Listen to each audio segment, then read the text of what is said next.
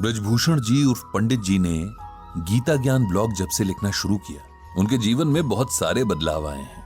हर बदलाव अच्छा हो ये जरूरी नहीं, लेकिन उनके साथ इस मामले में लगभग सारे बदलाव अच्छे ही हुए हैं।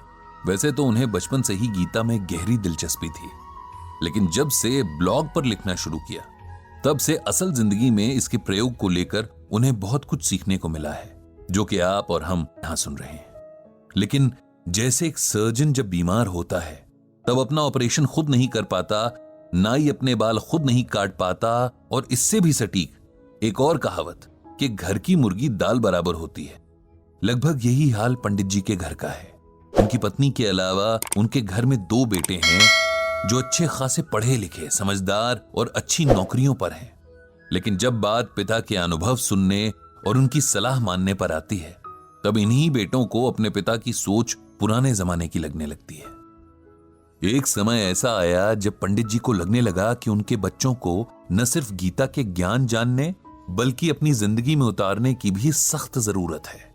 बात साल 2020 की है, वही साल जब कोरोना महामारी ने पूरी दुनिया को अपने घातक पंजों में जकड़ लिया। पूरी दुनिया इसके डंक से कराह रही थी, क्या अमीर क्या गरीब, हर देश हर व्यक्ति इसके खौफ तले जी रहा था। ऐसा भयानक मंजर शायद हर किसी ने पहली बार देखा था। जो बीमार थे उन्हें बीमारी ने तबाह किया, जो बीमारी से बच भी गए उनके रोजगार खतरे में आ गए। लोगों को घरों में सिमट कर काम करना पड़ा और लगभग हर इंसान का मानसिक स्वास्थ्य किसी न किसी हद तक प्रभावित हुआ।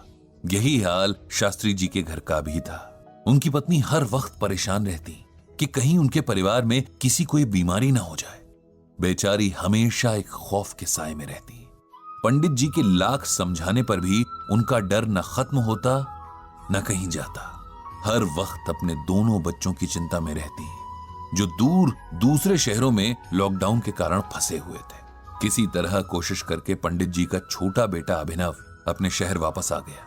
उसके ऑफिस ने घर से काम करने की सुविधा दे रखी थी। इस बात से पंडित जी की पत्नी को थोड़ा सुकून तो मिला कि चलो कम से कम एक बेटा तो आंखों के सामने है। उसके आराम, उसके खान पान का पूरा जिम्मा उसकी मां ने ऐसे उठाया मानो बेटा ना हो कोई वीआईपी घर पे ठहरा हो। इधर पंडित जी का इनबॉक्स लोगों के सवालों, दर्द भरी कहानियों से भरा रहने लगा। कोई किसी अपने के चले जाने के गम में खुद को और अपने परिवार को संभालने की सलाह मांगता, तो कोई दिमाग की शांति के उपाय तलाशता हुआ उनके इनबॉक्स में दस्तक देता। कुल मिलाकर हर तरफ बस एक अजीब उदासी का माहौल था। पंडित जी ने नोट किया कि उनका बेटा अभिनव थोड़ा बदला सा लग रहा है। मां के लाड़ का जवाब कभी झल्ला कर तो कभी चिड़चिड़े स्वर में देता।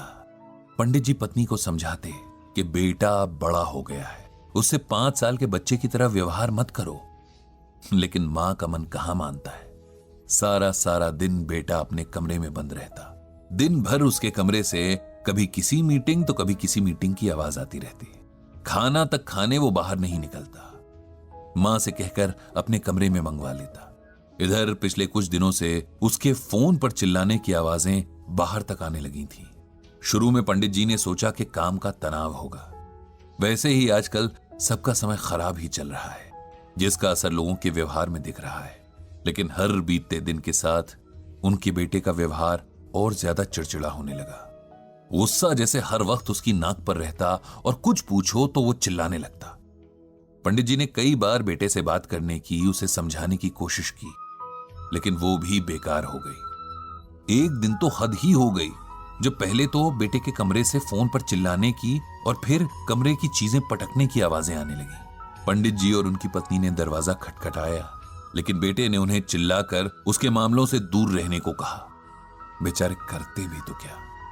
बड़े बेटे से फोन पर यह परेशानी बांटी तो उसने भी यही कहा कि आजकल हर कोई परेशान है, नौकरियां खतरे में हैं, खुद को सबसे बेहतर साबित करने का ऐसा दबाव है कि लोग इसे संभाल नहीं पा रहे। उसे थोड़ा समय दीजिए, वो खुद ही ठीक हो जाएगा। एक रात जब पंडित जी पानी पीने किचन तक आए तो उन्होंने अभिनव के कमरे की लाइट जली देखी। यूं ही झांक कर देखा तो उनका लाडला बेटा घुटनों में सर दिए रो रहा है। उनसे बर्दाश्त नहीं हुआ और वो तुरंत अंदर चले गए। बेटे के सर पर हाथ फेरकर पूछा कि कि क्या हुआ, वो ठीक तो है। अपने पिता के प्यार से छूने से अभिनव को जाने क्या महसूस हुआ। वो फफक फफक कर रो पड़ा। पंडित जी ने उसे सीने से लगा लिया। बेटे का ये हाल देखकर उनका कलेजा मुंह को आ गया। थोड़ी देर में सामान्य होकर अभिनव बोला, मेरे गुस्से ने सब खराब कर दिया पापा। पता नहीं मुझे क्या हो गया है। जब भी मेरे नीचे काम करने वालों से छोटी सी गलती हो जाती है, मुझसे बर्दाश्त नहीं होता। मुझे गुस्से के मारे होश ही नहीं रहता और मैं भूल जाता हूं कि हम सब इंसान हैं, सब बुरे दौर से गुजर रहे हैं। ऐसे में अगर किसी ने जाने अनजाने गलतियां कर भी दी तो उसे नजरअंदाज कर देना चाहिए। आप ही बताओ पापा, मैं क्या करूं? पंडित जी ने बड़े प्यार से अपने बेटे के सर पर हाथ फेरते हुए कहा, अगर तुम सुनना और मानना चाहो तो मैं तुम्हें वो बताता हूं जो भगवान श्री कृष्ण ने अर्जुन से कहा था, और जिसे मानने भर से तुम्हारी ये समस्या अपने आप दूर हो जाएगी। तो सुनोगे? जी पापा, आप बताओ। मैं पूरी कोशिश करूंगा कि आपकी हर बात को समझूं और उसे अमल में लाऊं, अभिनव ने कहा। तब पंडित जी ने श्रीमद् भागवत गीता का ये श्लोक अभिनव को सुनाया। क्रोधात् भवति सम्मोहः, सम्मोहात् स्मृति विभ्रमः, स्मृति भ्रंशात् बुद्धिनाशो, बुद्धिनाशात् प्रणश्यति। ये गीता के दूसरे अध्याय का 63वां श्लोक है, जिसका अर्थ है क्रोध से मनुष्य की मति यानी बुद्धि मारी जाती है। मतलब वो मूढ़ हो जाती है, धीमी हो जाती है। इससे याददाश्त नष्ट हो जाती है। याददाश्त नष्ट हो जाने से मनुष्य की बुद्धि नष्ट हो जाती है, और बुद्धि का नाश हो जाने पर मनुष्य खुद अपना ही नाश कर बैठता है। इस श्लोक में भगवान श्री कृष्ण अर्जुन को यह समझा रहे हैं कि कोई भी युद्ध सिर्फ ताकत से नहीं जीता जा सकता। आपको अपनी इंद्रियों को भी अपने नियंत्रण में रखना सीखना होगा, वरना आपको हराने के लिए बाहरी दुश्मनों की कोई जरूरत नहीं पड़ेगी। आप खुद के ही दुश्मन बन जाएंगे। क्रोध यानी गुस्सा इंसान का ऐसा ही एक दुश्मन है, क्योंकि गुस्सा आते ही हम सबसे पहले अच्छे बुरे का विवेक खो देते हैं। सामने कौन है उसके सम्मान की परवाह किए बिना बातें बोलने लग जाते हैं, या कोई ऐसा कदम उठा लेते हैं जिससे हमें पछतावे के सिवाय कुछ और नहीं मिलता।